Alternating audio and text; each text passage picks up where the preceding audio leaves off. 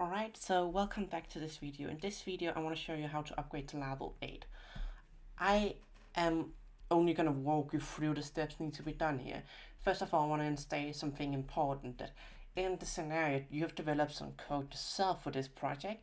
Please ensure you follow everything on the Laravel's website to make sure that it's upgraded and you don't encounter any bugs. And please make sure you test every product yourself. I'm not responsible for any failures that might be caused from these things that you might not have upgraded in here properly.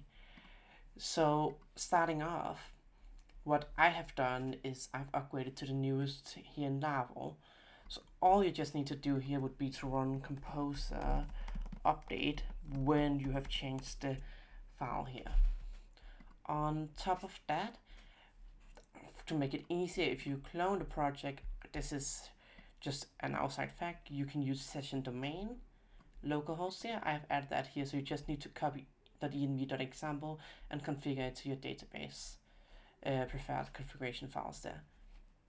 Alright, so that's everything from that aspect. That's all you need to upgrade in here. Before we go on to sorting out any authentication you might need, please note that you can also upgrade NuxtJS by going into here and ensuring all of these things in here upgraded to the newest. This is how my configuration file looks like. It's optional and not required, since this has nothing to do with Laravel 8. So now if you go into the browser, you will notice I have made this step-by-step guide here, and you will also notice here we can go in here and require Laravel Jetstream, which I've already done. Pretty simple, pretty straightforward.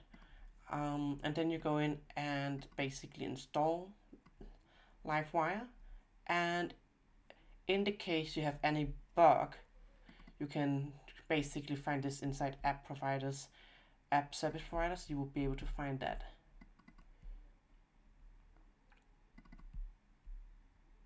Here you should change the file to look like this, because you might encounter a bug before you migrate. On top of that, you just actually need to migrate everything, and that would be everything from upgrading to Laravel 8. If you by any chance had the models outside of here, again, you would need to copy and paste all of these separately, add them into the models folder. However, I believe I did that from the beginning, therefore I'm not going to show you that in this video to cover that. There will be more videos coming up in the new year about how to build your own course platform. We will continue forward with Laravel 8 and potentially also upgrade to the next version of Nux. I have not seen if you've done anything like Nux for Vue.js 3, so we might potentially also look into upgrading there. But for now, we will just stick with this current workflow, and that's actually everything for the video. Happy New Year and have a good day.